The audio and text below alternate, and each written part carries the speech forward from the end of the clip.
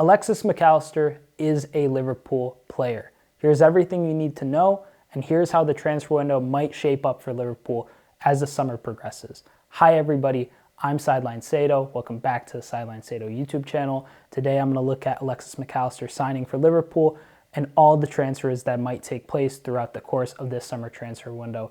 Give the video a thumbs up if you like it. Subscribe for more footy and Liverpool transfer news and content. Comment below who would you want Liverpool to sign and what do you think of the Alexis McAllister deal.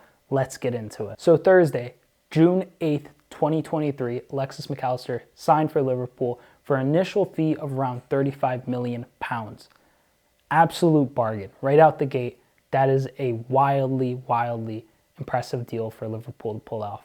I know I've criticized FSG several times, but round of applause, Julian Ward, Jörg Schmadtke, FSG, because amazing deal. Even if we pay an additional $20 million and he ends up being $55 million with add-ons, he'll still have to accomplish those add-ons for us to pay that fee. So long run, he's worth it anyway. And initial fee of 35 is an absolute bargain. I would have said initial fee of 45, 55 would have been a bargain anyway. So amazing deal. Congrats to everybody at the club who worked hard to get this deal done, because I'm liking what I'm seeing this window. 3 more midfielders and a couple defenders maybe. That would be really good, but we'll see. There is some news on that front, but let me just get through all the stuff with Alexis McAllister. Then we'll get to the rumors about who might be up next after Alexis McAllister. So McAllister does have a 5-year deal. It is until June 2028. He is the number 10. If you saw my short today, you'll see that he has chose the number 10. He had the option to go with the number 8. He even referenced that he knows that the number 8 is important for Liverpool because of Steven Gerrard and everything. But ultimately, he said that he's worn the number 10 throughout his whole career, kind of, besides obviously with the Argentinian national team. He wore it at under 23 and under 21 level, and he's worn it for Brighton and while playing for Boca Juniors. So it felt natural for him to take the number 10. So it makes sense.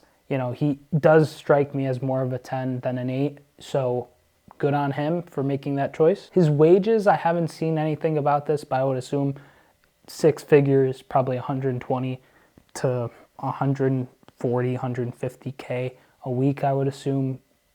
Whatever it is, just give it to him. He deserves it. We need the midfielders. We need the legs, and McAllister's a perfect fit, I would say. He seemed pretty buzzed to be at Melwood. He seemed pretty ready to go. He even stated that he was excited for the preseason to start.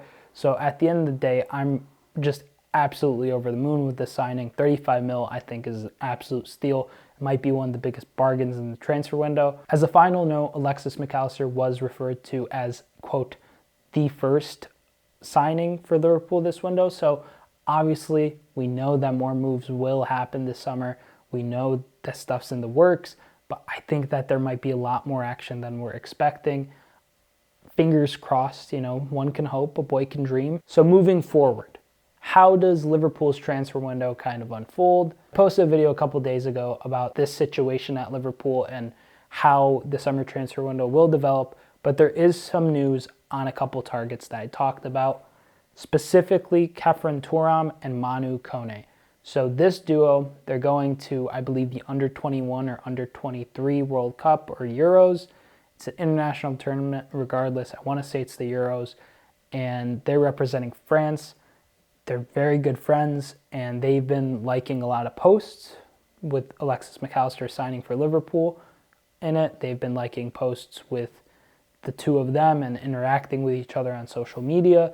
There's been a lot of buzz, and now the likes of Neil Jones, James Pearce, they're putting out little crumbs as to, details to preliminary discussions and negotiations. I saw a rumor today as well that Thuram and Kone have agreed personal terms. Now it's up to the clubs to decide a fee. So we'll see with that. I would love to get the both of them. I'd love to get either. I do slightly lean towards Thuram just because he's, at 6'3", to have that kind of touch and control is absolutely incredible. So I'd love to get the both of them. I'd love to get the both of them and another midfielder potentially, but who knows, not going to get greedy piece by piece. We'll see how the summer transfer window builds out, and hopefully these deals go well. We'll see. Also, Gabi Veiga from Celta Vigo. If you don't know, Gabi Veiga is a 21-year-old Spanish midfielder who plays for Celta Vigo in La Liga. He's got 11 goals and 4 assists this past season. He looks absolutely electric, and he looks like he'd be a very wonderful Jurgen Klopp player. He seems like he'd fit the system. And there's been rumors that us and Newcastle and Arsenal are all in for Gabi Veiga. I think there could be some credence into this discussion as well, because there's been a lot of news regarding Gabi Veiga saying that Liverpool has kind of upped their interest in him in the last couple of days. So who knows? We could see a move potentially unfold for him, or there could potentially be nothing. This could just be, dead rubber kind of rumor that happens in the summer and is being used to up his price. I'd rather he's there with the likes of McAllister and one of Thuram or Manu Kone rather than, him being an alternative to the two. I'd love for us to get both of them in, but I understand that, there's probably not going to be a severe amount of investment past maybe 3 or 4 midfielders. So Gabi Veiga would be an interesting fourth, I'd say, or a third option. If we don't get one of Manu Kone or Thuram. Ultimately, we have to wait and see. I think this deal could end up being very pricey as well, because he's very young. He's coming from Spain, and Arsenal and Newcastle being involved means that there's certainly going to be some kind of bidding war. Comment below, what do you think about Gabi Veiga? Do you think he should be pursued by Liverpool, or do you think we should just drop interest in him altogether? And finally, another player who early in the year I thought had potential to go to Liverpool in the summer. Now with Alexis McAllister coming, I don't think it'll happen, just because it seems like it would be us properly rating Brighton, but there's been a lot of links to Moise Caicedo popping up more and more in the last couple days, and I really like Moise Caicedo. I do have my grievances with him and how he's handled himself at Brighton. As soon as one offer comes through the door, he's ready to down tools and go. And I'll give it to him. He finished strong at the end of the season, but there was a lot of, in the middle of January, trying to get a move from Brighton. Brighton shut him down immediately, and he'll probably get a move this summer, and it seems like they do want to move on from him. I feel like he'll be a lot more expensive than Alexis McAllister. There was this release clause in the deal for Alexis, so I think that Moise could possibly go for somewhere around, 50 to 70 mil, which would be probably out of our ballpark for one player. We could get the likes of Thuram and Manu Kone for around 35 to 45 mil, I would expect, and that seems a little more realistic than going for, Moise at, say, 60. And I think Moise is class, and something I do want us to consider, and I don't think this is necessarily a very feasible or sustainable option for Liverpool in terms of rotation and tactics, but with Trent obviously playing this hybrid right back, 6 kind of role, playing as a deep midfielder, we do need some fullback cover. And obviously I've talked about Pavard in the past, and there's, the likes of Calvin Ramsey and Connor Bradley at the club who potentially could be worked in somehow next season and given game time to develop. Moise Caicedo did play maybe a handful of games for Brighton at right back, and I watched the game where he did, and he didn't look too bad. He looked like he can hold his own at right back. We were to go and sign, say, 4 midfielders, say McAllister, Thuram, Manu Kone, Moise Caicedo, and then we signed a center back who could also play as a left back, a left-sided center back could play as a left back sometimes.